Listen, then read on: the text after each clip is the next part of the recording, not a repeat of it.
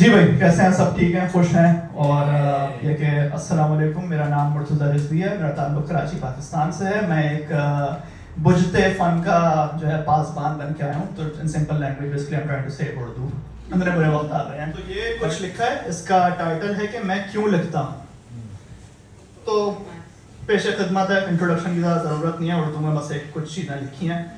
तो पेशे खिदमत है, हमने भी ठान ली कि लंदन में अपना एक ग्रोह बनाएंगे आज़ादी फ़िक्र के नाम से। उस महफिल में कुछ लोग जमा होंगे जो बहुत बड़े बड़े आर्टिस्ट होंगे। नहीं, मतलब मैं सबसे बड़ा आर्टिस्ट होऊंगा सब में। नहीं, ये बात तो शायद थोड़ी गलत हो जाएगी। मतलब मैं छोटा आर्टिस्ट होऊंगा लेकिन बड़ा आर्टिस्ट होऊंगा, लेकिन सब बड़े होंगे, साइज मैटर्स। नहीं, ऐसी वल्गर कॉमेडी तो मैं नहीं करूंगा। वल्गर कॉमेडी मैं नहीं करूंगा। खानदान की एक इज्जत है जिन्होंने कितने लोगों की जमीनें खाकर बनाई है। फिर हमने कलम उठा लिया और आज बोलने के लिए कुछ लिखने लगे। जब लिखूं तो ख्याल आया कि इस बार तो कुछ ऐसा लिख दूं कि लोग सीट से उठ जाएं, तालियां बजाने लगाएं और तालियां बजाते बजाते मेरे पैरों में गिर जाएं।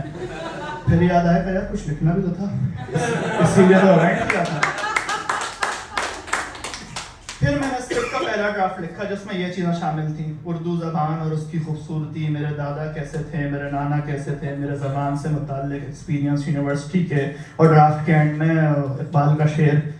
इस ड्राफ्ट स्क्रिप्ट की हेडिंग सुनकर आपको भी समझ में नहीं आ रहा ना कि मैं उस स्क्रिप्ट में क्या कहना चाह रहा था। मैंने जब अपनी वाइफ को ड्राफ्ट सुनाया तो उसने भी ये कहकर रिजेक्ट कर दिया और 2-3 क्रिटिकल जुमले भी कह दिए। पता नहीं क्या कहना चाह रहे हो, कोई रब्त नहीं है बात में, कुछ रिस्ट्रिक्ट सा होकर बोल रहे हो, थोड़ा मतलब ओरिजिनल रहो। मतलब मेरी सारी एक्साइटमेंट पानी में मिल गई। 2 मिनट का ख्याल आया कि शायद इस कुन जहन को आला उर्दू अदब की पहचान ही नहीं है। और मैंने बिल्कुल वेलकम फील के नाना पाटेकर की तरह फील किया, यानी नाना पाटेकर उदय भाई मैं और मजनू मेरी वाइफ, और दिली दिल में बुरा साला चलता है मुझसे मजनू।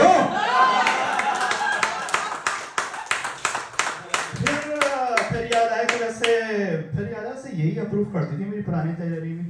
अरे यार इतने में पता चला कि अब तो 1 हफ्ता रह गया इवेंट में। चलो अब ऐसा कुछ लिखूंगा जो दिल से बहुत करीब हो। चलो कराची पर कुछ लिखता हूँ। और हाँ, लोगों को मेरा तेज तेज बोलने वाला स्टाइल भी पसंद है, तो स्टेज पर खड़े होकर ये कहूँगा कि लोग पूछते हैं कराची में आखिर ऐसा क्या है। कराची में पानी नहीं, बिजली नहीं, गैस नहीं, हक नहीं, इंसाफ नहीं, मोबाइल नहीं, कारोबार नहीं, सफाई नहीं, डिजिटल बैंकिंग नहीं और ऑनलाइन पेमेंट नहीं।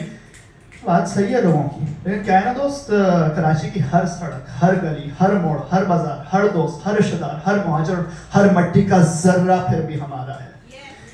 हाँ, तुम्हारे लिए तो रोमांटिसाइज करना आसान है क्योंकि तुम तो दूर हो ना, वो बात भी सही है। लेकिन मैं शहर से दूर हो नहीं सकता क्योंकि मैं सहारा बनूं ना बनूं, ये शहर मेरे माँ बाप का सहारा है। फिर सोचा नहीं यार, ये रैप तो इतना फोर्स लग रहा है स्क्रिप्ट में जितना नवाज को पाकिस्तानी क्रिकेट टीम और सियासत में फोर्स किया जाता है। फिर सोचा चलो बात अपनों की है तो करण जौहर की तरह कोई माँ बाप के इमोशंस जगाकर oldest trick in the house खेलकर तालियां बटोर लूंगा। नहीं, ये बात तो कुछ मटीरियलिस्टिक सी हो जाएगी। मेरे जज्बात तो माँ बाप को लेकर बहुत सच्चे हैं, तो कुछ नंबर थ्रो करूंगा कि 8 साल से माँ बाप से 8000 किलोमीटर दूर ही रहा हूँ। और ये भी बताऊंगा कि मेरे अब्बा के पास 1981 में कैम्ब्रिज यूनिवर्सिटी से MSc का ऑफर लेटर न्यू कराची के घर में हाथ में था, लेकिन उस न्यू कराची के घर में इतने पैसे नहीं थे कि वो बाहर पढ़ने जा सके। लेकिन उन्होंने हिम्मत नहीं हारी और कराची में रहते हुए मेहनत की। 10 साल में 20 गुना तनख्वाह बढ़ाई और 30 साल में इस काबिल हो गए। 2015 में अपने बेटे को बैचलर्स करने के लिए इंग्लैंड भेजा।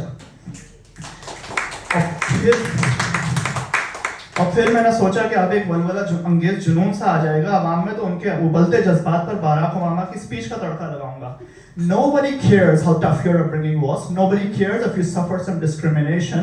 You have to remember that whatever you have gone through, it pales in comparison to the hardships previous generations endured. And they overcame them. If they overcame them, you can overcome them too. Yes, sir. नहीं, ये मैंने लिखकर काट दिया। मैंने थोड़ा वसाती सी हो जाएगी, थोड़ा लोग बुरा मान जाएंगे। सोचा वतन पर ही बात जारी रखूंगा। ये कहूंगा कि परदेश में जो लोग रहते हैं उनके लिए हर घर की ट्रिप कितनी खास होती है ना, दिल से करीब। हर बार आपको घर की एक नई डेफिनेशन पता चलती है।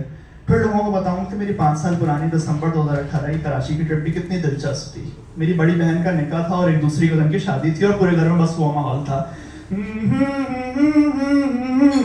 देखा तेनू पहली बार रे होने लगा। एक तरफ ये चल रहा था, दूसरी तरफ हमारी दादी अम्मा इमाम क्लिनिक नॉर्थ नाजिबाद के ICU में दाखिल थी। एक तरफ घर पे शादी की शनाइयाँ थी और दूसरी तरफ अम्मा नमूनिया के अटैक के बाद हॉस्पिटल में जिंदगी और मौत की जंग लड़ रही थी। कितनी अजीब बात है ना, लेकिन शादियां तो होनी थी, उन्हीं की पोतियां थी, उन्हीं के औलाद का फैसला था, कार्ड्स छप गए थे, दुनिया किस बीमार के लिए रुकती है। और चंद दिनों बाद शादियां भी खैरियत से हो गई, लेकिन अम्मा अभी भी आईसीयू में दाखिल थी। रोज हर घर वाले की ड्यूटी लगती थी अस्पताल में बैठने की। एक रात मैं अस्पताल में जाकर रुका, और आप आना आईसीयू के अंदर नहीं जा सकते, आपको एक वेटिंग रूम में इंतजार करना होता है दीगर आईसीयू पेशेंट्स के अटेंडेंट्स के साथ। उसी असना में पूरी रात में हमारी एक स्ट्रेंजर अंकल से मुलाकात हुई जो किसी और आईसीयू पेशेंट के अटेंडेंट थे। बहुत ही ज्यादा बातूनी थे और हाल हुलिये से एक मिडिल क्लास पाकिस्तानी अंकल लग रहे थे। सुबह हुई तो उन्होंने हमसे कहा कि चलो बेटा यहाँ रोड क्रॉस करके बाबुल इमामबारगाह में नमाज पढ़ लेते हैं और नाश्ता भी कराते हैं। हम कुछ ना चाहते हुए भी उनके साथ नाश्ता करने चले गए। सोचा कुछ दिमाग ही फ्रेश हो जाएगा। नाश्ते के दौरान मैंने उस स्ट्रेंजर अंकल से पूछा, अंकल आपका कोई अस्पताल में दाखिल है? कहने लगे हाँ बेटा, वो मेरी वाइफ दाखिल है, बस कुछ ब्रेन का मसला हो गया बेटा, बिल्कुल बेहोश हैं, कई दिन से आईसीयू में है बेटा। पार्टनर का एक साथ होता है आपकी लाइफ में, 20 साल का साथ है तो थोड़ा मुश्किल हो जाता है। लेकिन फिर नॉर्मल एनर्जी में वापस आए, उठे और 300 रुपये का नाश्ते का बिल भी खुद दे दिया, वो भी मुझे नहीं देने दिया, और हम वापस आ गए अस्पताल। ये कहानी लिखते लिखते मैंने सोचा नहीं यार ये कहानी थोड़ा ज्यादा इमोशनल हो जाएगी, अगर रुलाने थोड़ी बुलाया लोगों को तो शायद मुझसे कुछ और मांगेंगे, लाफ्टर वगैरह टिकट्स विकट्स लेकर आए हैं। फिर दिल चाहते लोगों को कुछ मोटिवेट करना है। नहीं मोटिवेशन तो सस्ता जारी काम है, वल्नरेबिलिटी लाओ थोड़ी। चलो तो मोटिवेशन में वल्नरेबिलिटी लाऊंगा। ये बताऊंगा कि मैंने कितना काम किया अपनी जहनी सेहत पर। मैंने पिछले साल एज ए साउथ एशियन मैंने थेरेपी लेना शुरू की, यानी माहिर नफ्सियात के पास जाना शुरू कर दिया। वाओ वाओ, मैं कितना अजीम शख्स हूँ। ऐ दोज़ख के कुंदो, मुझसे कुछ सीखो। नहीं इस बात में तो बहुत ईगो और मगरूर बने, मैं उनका हीरो थोड़ी हूँ, मेरे सारे अटेंडीज मेरे हीरोज हैं।